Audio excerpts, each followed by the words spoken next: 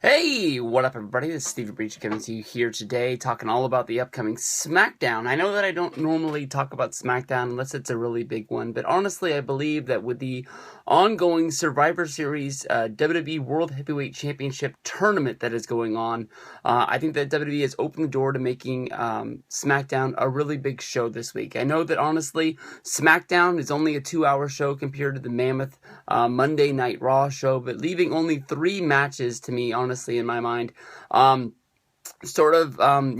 the show a little bit. If you would have left maybe even one match, maybe if it would have been like the Tyler Breeze debut against Dean Ambrose, I think it would have made for a bigger and better SmackDown tonight. But still, having 3 matches that are going to go down as a part of this tournament in the first round is making this a must-see SmackDown, especially with all of the I guess you can say publicity that Wade Barrett has been getting ever since his sort of rough up with Wayne Rooney of the Manchester soccer team over there in the UK, where they held Raw over this week. And then you had the ongoing Wayne Rooney search that Wade Barrett was pulling off on Twitter, going to all of these famous historic places, looking for him, and then going on and being a part of Sports Center last night. So I think all eyes might be on SmackDown. I know that the spoilers are out there, but I've been staying spoiler free to make sure that I can get down with this. But you get 3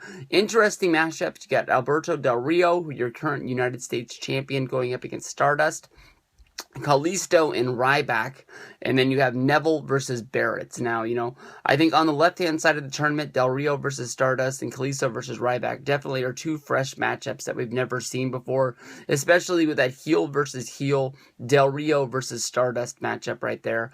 Neville versus Barrett, these guys are, guys that I think that weren't they the ones that were in the King of the Ring final this year, where they had the King of the Ring match, and then they also went on and they had like the 1,000 matches to see who was going to be the true winner of that match. So it's going to be interesting on SmackDown, I think, with these 3 big matches and possibly, Undertaker answering the challenge from Bray Wyatt and the Wyatt family.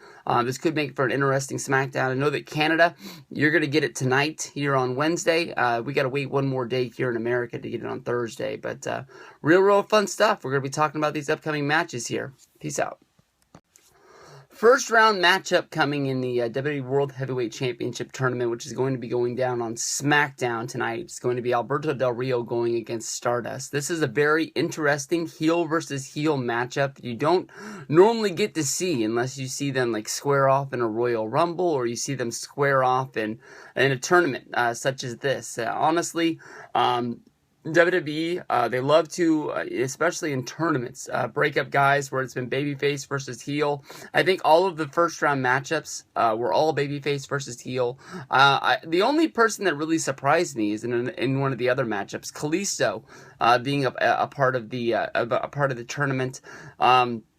I don't know why you didn't do Stardust versus Ryback and have some sort of other babyface fill the slot against Del Rio, but it is what it is. Stardust is a guy that has been showing his weight in WWE. Cody Rhodes has always been one of the most entertaining wrestlers. Honestly, Cody Rhodes did deal with the death of his father, Dusty Rhodes, but he honestly really hasn't been doing anything in WWE since having that SummerSlam tag match with Steve Amell, which definitely upped his stock. But then immediately when Amell left WWE, because it was only a one-off performance, his stock clearly just fell. He joined up and with the Ascension, starting his own sort of faction, which has been almost SmackDown friendly, has been the only show that they've been on.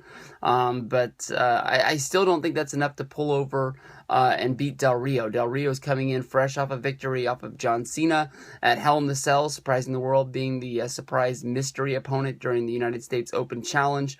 You would think that Del Rio is going to be holding his place pretty high.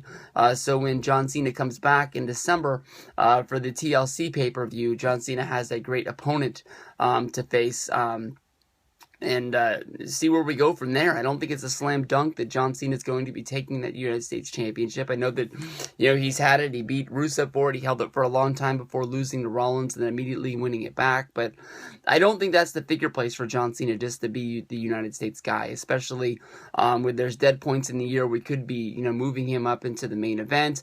If John Cena is a guy that is holding the United States Championship at the Royal Rumble, are you really expecting him to win the Royal Rumble and go on to WrestleMania? It sort of makes him a dead guy in the Royal Rumble, as is the guy that is going to be in there. He might eliminate some guys, but when it comes down to it, he's not going to be one of the winners. So in this matchup, I take Del Rio to beat Stardust.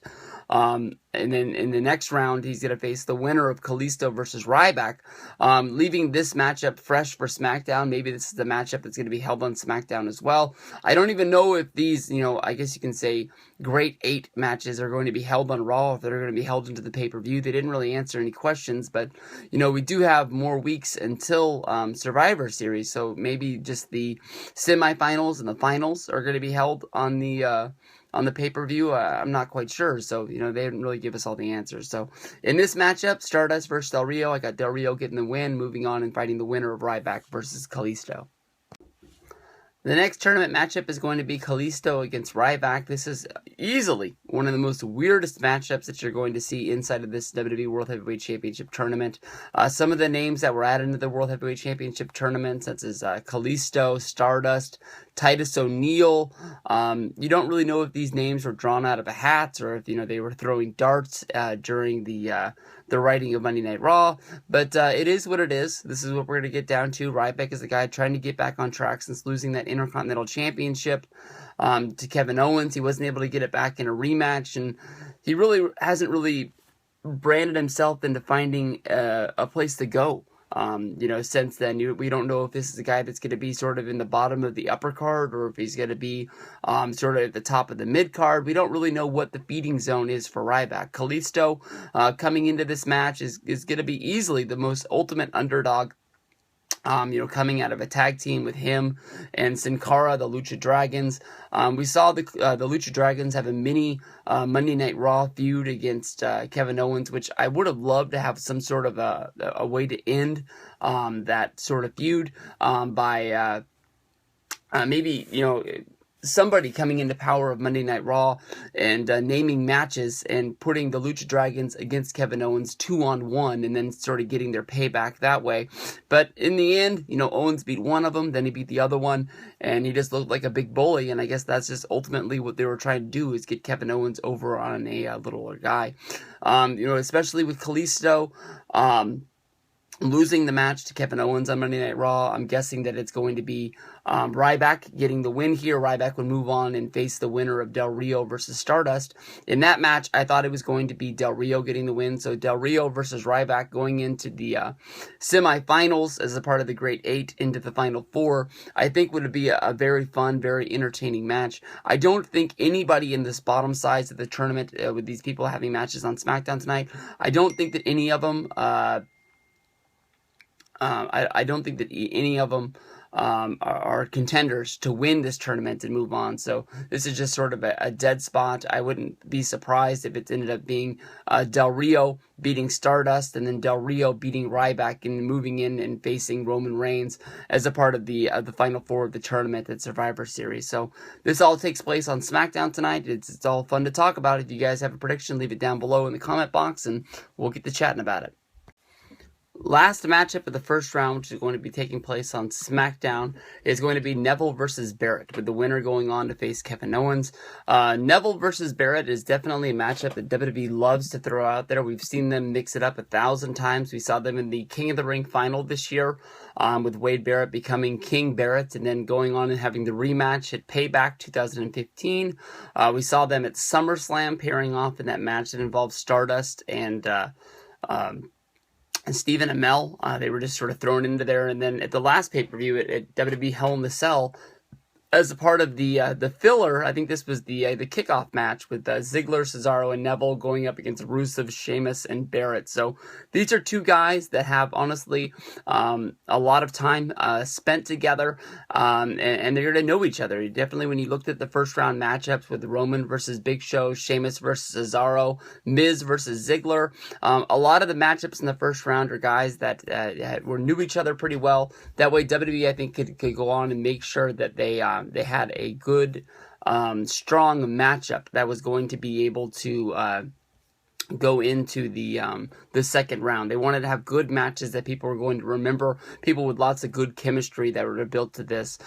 Easily, you think of Neville, you think of Barrett. I think that when you think of WWE's booking, you think that, we know that they're going to be facing Kevin Owens, which is the heel.